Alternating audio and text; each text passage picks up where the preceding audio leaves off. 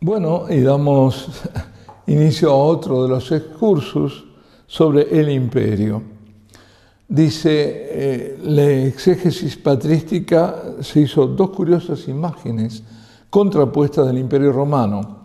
Por un lado es la fiera, por otro es el obstáculo, el catejón, ¿no? O cantejos, que impide la manifestación de la fiera, con la añadidura de que piensan el imperio romano, o al menos la romanidad, durará hasta el anticristo.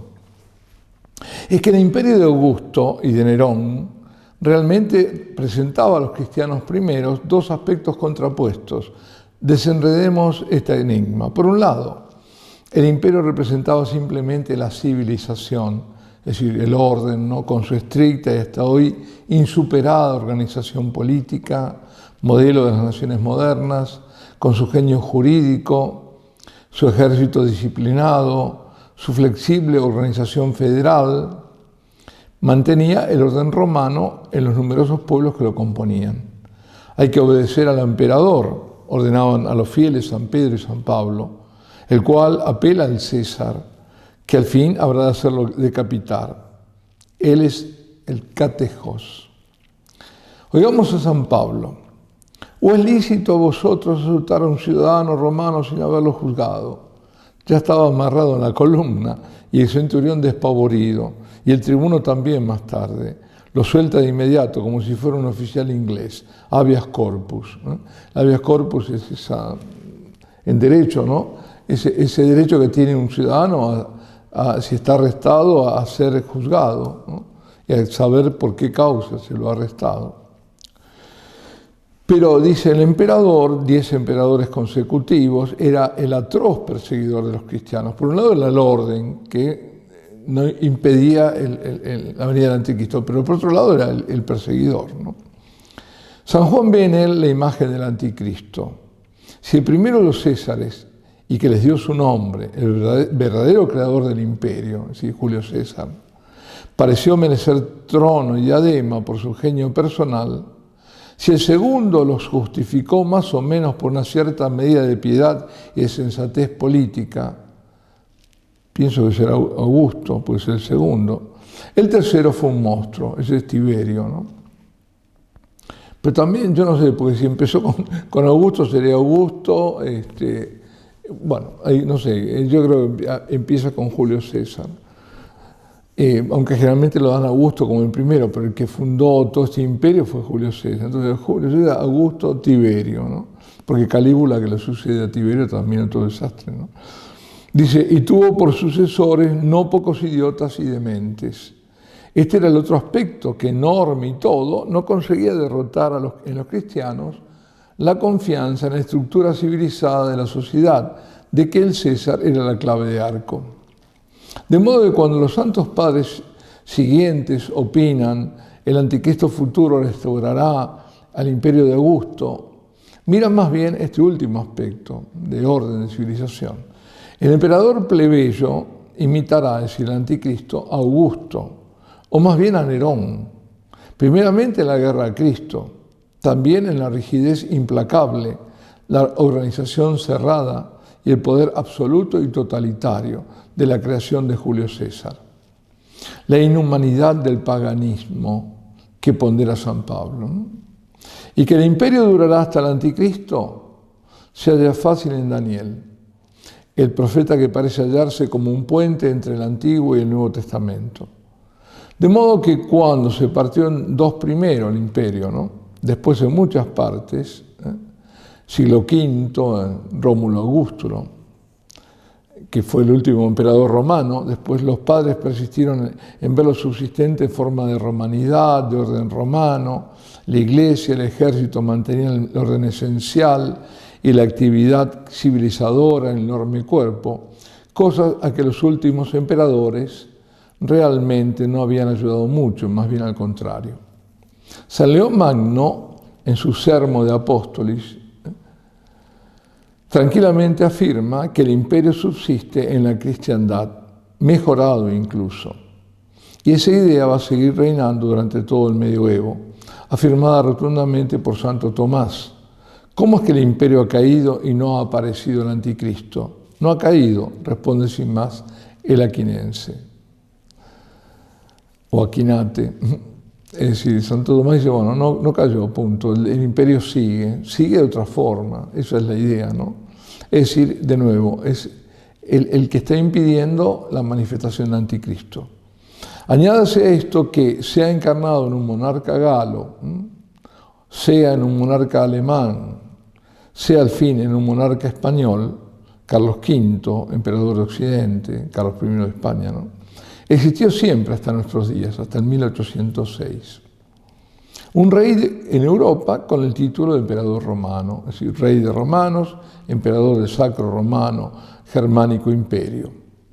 El último de ellos fue Francisco José I de Austria, despojado de su título y sus súbditos, al menos nominales, por Napoleón I, fue en 1806.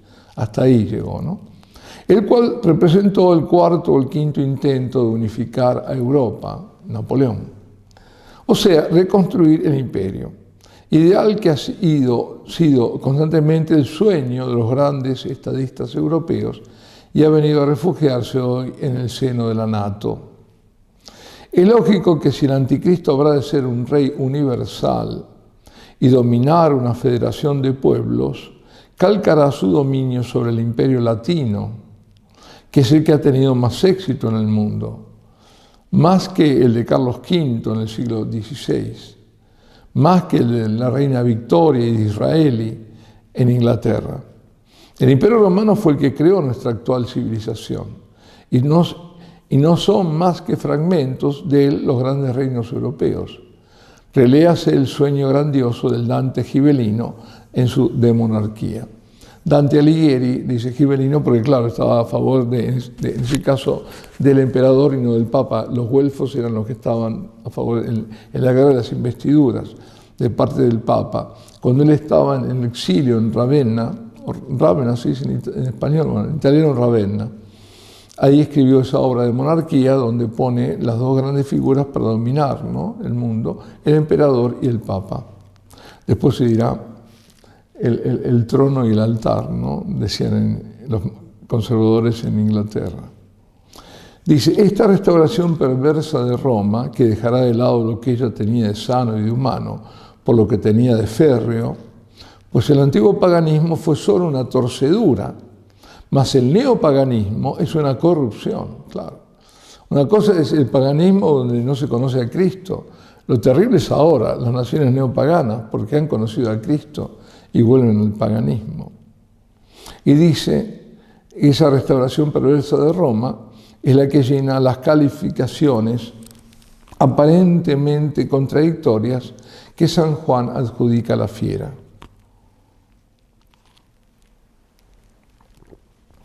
Será la octava y será de las 7. Tuvo una herida de muerte y revivió. La bestia que era y no es, y sin embargo va a ser. Es la resurrección de un imperio que ha caído, la cual llena de asombro a las gentes y las lleva a idolatrarlo, mediando la propaganda del sacerdocio mundano. Yo había dado mi opinión, de nuevo por lo que valga, cuando pensaba que es el comunismo, ¿no?, la fiera que está en sus cabezas mortalmente herida y que revive. La exégesis de los santos padres y de los teólogos medievales, resumidos en Andrés de Cesarea, Alberto el Magno, se ha de mantener. Otras resurrecciones propuestas son insuficientes o ridículas. No estaba considerado esto del comunismo, ¿no? Bueno, con esto vemos mucho mejor ahora la exégesis tradicional de la estatua polimetálica de Daniel, el sueño de Nabucodonosor, ¿no?, que le explica Daniel, ¿no?, el del gigante ese que además tiene piernas de hierro y mezclado con el barro, con la arcilla. Dice, los 4 metales, comenzaba con la cabeza de oro, ¿no?, de gigantesco ídolo representan 4 grandes imperios que han de sucederse, de los cuales el primero, fijado por Daniel mismo, es el babilónico de su amo Nabucodonosor, ¿no? El último, el de hierro, es el romano, según la exégesis unánime, dejando la exégesis singular de Soloyev, que quiere ver en él el greco macedónico.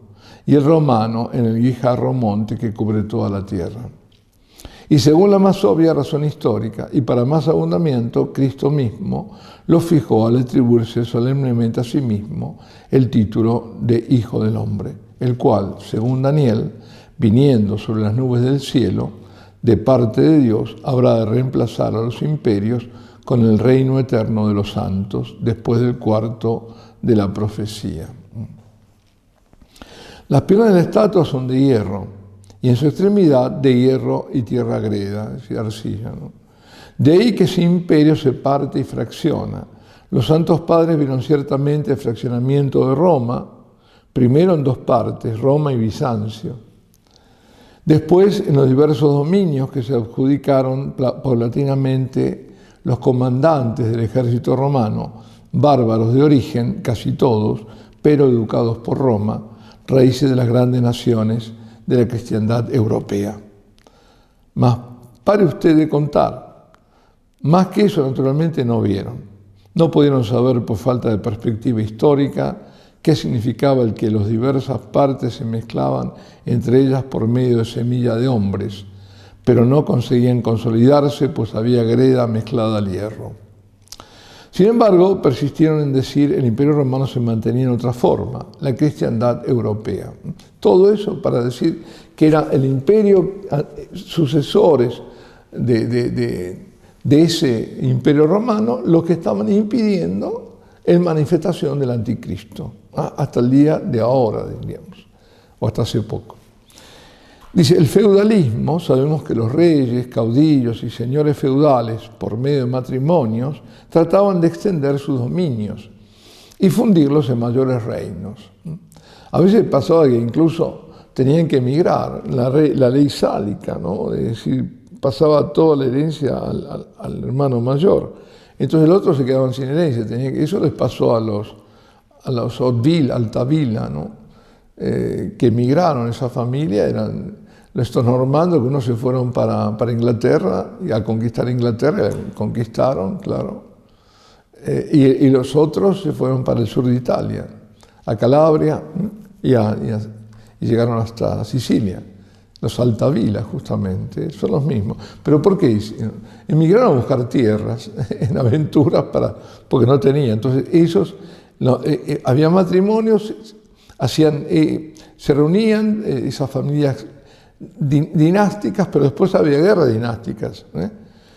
Dice la guerra de los 100 años entre Francia e Inglaterra, guerras dinásticas. Por eso, ese imperio será en parte sólido y en parte desmenuzado. Donde la Vulgata dice semine humano, semilla humana, el griego de los Septuaginta traduce eis genesin anthropoon, por nacimiento de hombres, o sea, por matrimonios y herencias. Prolongación de la romanidad en la cristiandad hasta 1806. De nuevo, hasta Napoleón que vence a Francisco José I. Estos reinos, dice, de hierro y barro, se prolongan hasta la parucía. La estatua dura manifiestamente hasta la segunda venida, no desaparece a la primera. Eso es hoy día manifiesto y está en el texto sacro. Y aquí las pruebas, dice. Primero, el imperio y sus emperadores no desaparecen a raíz de la fundación de la Iglesia.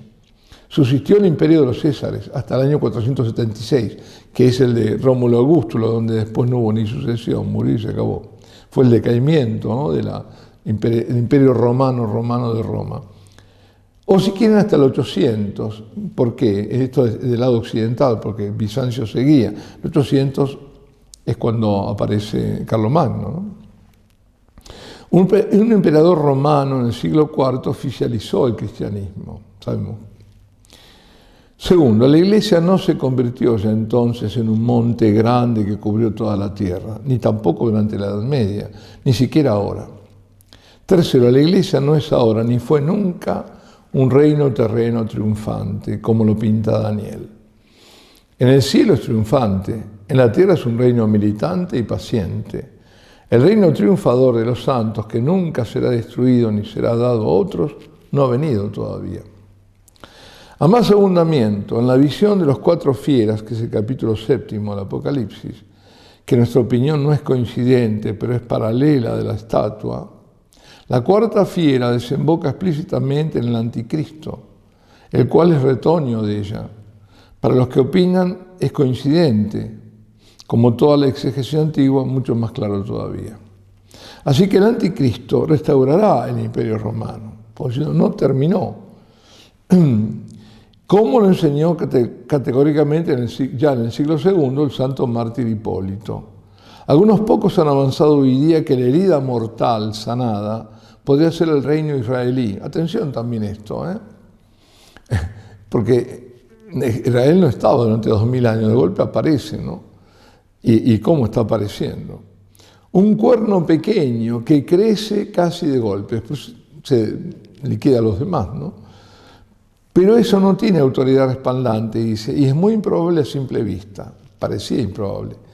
Será si acaso el punto de partida de la fiera. Según la patrística y el mismo Hipólito, para empezar, el anticristo comenzará por ser rey o jefe de los judíos, que se adherirán creyéndolo su verdadero Mesías. De nuevo, ¿no? Primero lo van a recibir porque no han recibido a Cristo, entonces, porque buscan al Mesías victorioso y triunfador, y ahí está el anticristo. Hasta que lo desengañen cruelmente, pues llegado a la cúspide perseguirá a todas las religiones, incluso la de sus padres, como dice en Daniel. Los sucesos actuales parecen correr en esa dirección. Los judíos pérfido quiere decir que están fuera, digamos, de la fe. Es como decir pérfido, es como decir apóstata, ¿no? Sí, digamos, la perfidia se refiere a eso, ¿no? A desleal, a que es, bueno, infiel, o traidor a su propia religión, en ese sentido, ¿no? El judío pérfido que ha traicionado la verdadera religión judía, porque la religión judía se completa en Jesucristo, ahí está, ¿no? Los verdaderos judíos, ¿cuáles son? Por eso dice San Juan, estos que se dicen judíos pero no son. El verdadero judío es aquel que ha reconocido al Mesías en Jesucristo. Verdaderos judíos son los judíos mesiánicos, aunque todavía no se han hecho bautizar ni nada, pero en forma incompleta, pero son verdaderos. Los otros no, están en el error, en la perfidia. Y dice, no todos lo son, ni mucho menos, poseen hoy día por medio de las finanzas un poder enorme en el mundo, pero otros sí los tienen. Según William Carr, en su libro Títeres en el tablado, son ellos principalmente los que habrían derrotado poco a tres reyes, Italia, Alemania y Japón, siendo para ellos Roosevelt, Churchill y De Gaulle simples títeres. Y un pequeño reino va hasta ahora de tendencia socialista, porque era así, el sionismo ha sido, bueno, los kibbutz y todo eso, era de tipo socialista, ha surgido en el mundo. ¿Y con qué ganas? Dice, después de 20 siglos de diáspora israelí, cuya capital por ahora no es Jerusalén, por ahora, pero ya algunos la están reconociendo. La reconoció Estados Unidos y Trump, y la reconoció al menos el gobierno de Milei en Argentina.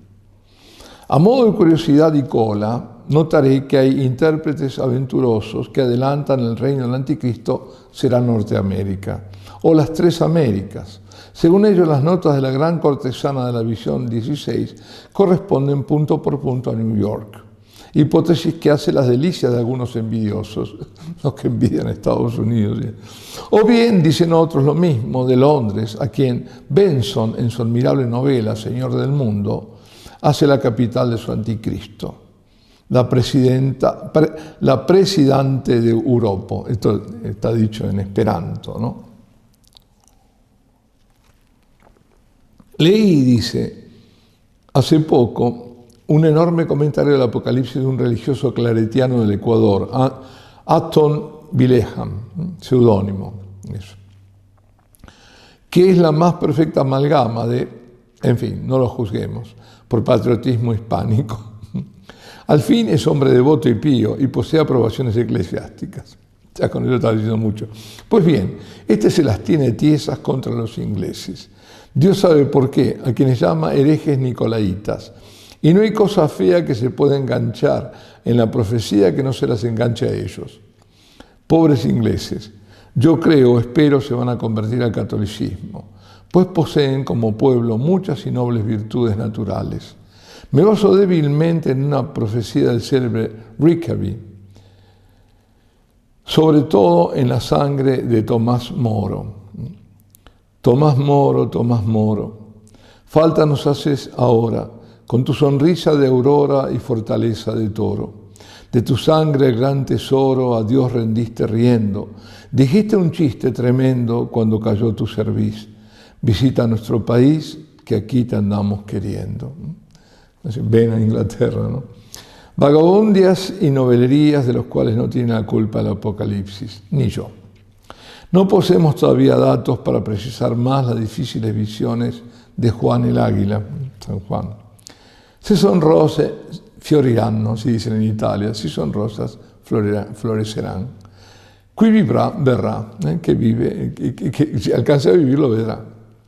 Lo que sea sonará. La máxima sobriedad y cautela es comandada en la interpretación de estos oráculos, que sin embargo deben ser interpretados, sobriedad que hemos procurado guardar, pidiéndola además insistentemente al ángel de la profecía. Y aquí nos detenemos.